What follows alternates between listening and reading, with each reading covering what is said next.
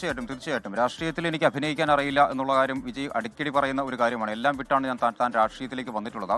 അത് നിങ്ങൾക്ക് വേണ്ടി, ജനങ്ങൾക്ക് വേണ്ടി മാത്രം വന്നിട്ടുള്ളത്. അതുകൊണ്ട് തന്നെ ഒറ്റ അവസരം എനിക്ക് തരൂ എന്നുള്ളതാണ് വിജയ് എല്ലാ മീറ്റിങ്ങുകളിലും, എല്ലാ പൊതുയോഗങ്ങളിലും ഒക്കെ, ഈവൻ ട്വീറ്റുകളിലാണെങ്കിലും അല്ലെങ്കിൽ എക്സ്പോസ്റ്റുകളിലാണെങ്കിലും ഒക്കെ വിജയ് പറയുന്ന പ്രധാനപ്പെട്ട കാര്യം അത് തന്നെയാണ്.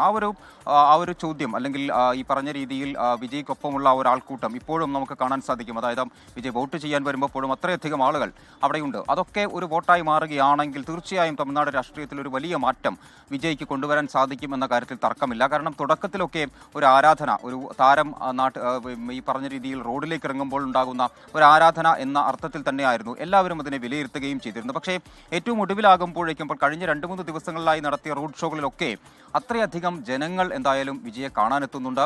അത് വിജയ് എന്നുള്ള ഒരു മുഖത്തിനാണോ, അല്ലെങ്കിൽ വിജയ് എന്ന ആരാധനയാണോ, അത് വിജയ് എന്ന രാഷ്ട്രീയക്കാരനുള്ള പിന്തുണയാണോ എന്നുള്ളത് എന്തായാലും നമുക്ക് നോക്കിയിരുന്ന അല്ലെങ്കിൽ മനസ്സിലാക്കേണ്ട ഒരു കാര്യം തന്നെയാണ്. അത് എത്രത്തോളം അതൊക്കെ വോട്ടായി മാറും എന്ന് തന്നെയാണ് പ്രധാനപ്പെട്ട ഒരു കാര്യമെന്ന് പറയുന്നത്. എന്തായാലും തമിഴ്നാട് തിരഞ്ഞെടുപ്പ് ഈ പറഞ്ഞ രീതിയിൽ വലിയ ചർച്ചയാവുന്നത്, എല്ലാവരും വളരെ കൗതുകത്തോടു കൂടി അത് നോക്കിക്കാണുന്നത് വിജയുടെ ഒരു വരവ് തന്നെയാണ്. അത് എത്ര പെർസെൻറ്റേജ്, എത്ര സീറ്റുകൾ വിജയ് നേടും, വിജയ് പറയുന്ന കാര്യങ്ങൾ ജനങ്ങൾ എങ്ങനെ ഏറ്റെടുക്കുന്നു എന്നുള്ളതൊക്കെ വളരെ കൃത്യമായി തന്നെ പ്രകടന പത്രികയിലൊക്കെ വളരെ കൃത്യമായുള്ള കാര്യങ്ങളൊക്കെ വിജയ് പറയുന്നുണ്ട്. ജനങ്ങൾക്ക് ഗുണകരമായ കാര്യങ്ങളൊക്കെ വിജയ് പറയുന്നുണ്ട്. പക്ഷേ ഇതൊക്കെ എത്രത്തോളം ജനങ്ങൾ ഏറ്റെടുക്കുമെന്നുള്ളത് വളരെ പ്രധാനപ്പെട്ട ഒരു കാര്യമാണ്. ഈ പറഞ്ഞതിനപ്പുറത്തേക്ക്, വിജയ് എന്ന മുഖത്തിനപ്പുറത്തേക്ക് ജനങ്ങൾക്ക് അറിയുന്ന എത്ര പേർ എന്നുള്ളതൊരു വലിയ പ്രശ്നം തന്നെയാണ്. ഇപ്പോൾ ആദവ് അർജുനിയെ പോലുള്ള, അവരുടെ ജനറൽ സെക്രട്ടറി എൻ ആനന്ദിനെ പോലുള്ള അത്തരം ചില ആളുകൾ, KA സെങ്കോട്ടയ്യനെ പോലുള്ള ആളുകൾക്ക് കവിഞ്ഞാൽ 233 മണ്ഡലങ്ങളിൽ 234ാമത്തെ സ്വതന്ത്ര സ്ഥാനാർത്ഥിയാണ് എടപ്പാടിയിൽ മത്സരിക്കുന്നത്, സ്വതന്ത്ര സ്ഥാനാർത്ഥിയാണ്. അങ്ങനെ വരുമ്പോൾ അവർക്കൊക്കെ വിജയുടെ മുഖം, അല്ലെങ്കിൽ വിജയ് പറയുന്ന ആശയങ്ങൾ, വിജയ് പറയുന്ന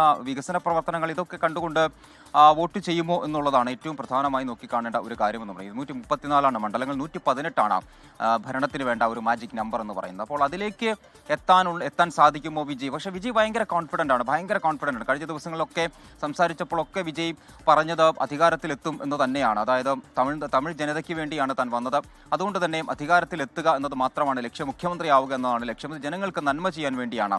ഈ പറഞ്ഞ രീതിയിൽ തൻ്റെ പണം ഉപയോഗിച്ചുകൊണ്ടായിരിക്കും എല്ലാ പ്രവർത്തനങ്ങളും നടത്തുക. തനിക്ക് ഈ പറഞ്ഞ പോലെ ജനങ്ങളുടെ പണം എടുക്കേണ്ട കാര്യമില്ല. അങ്ങനെയുള്ള നിരവധി കാര്യങ്ങൾ എന്തായാലും വിജയ് ജനങ്ങളോട് പറയുന്നു.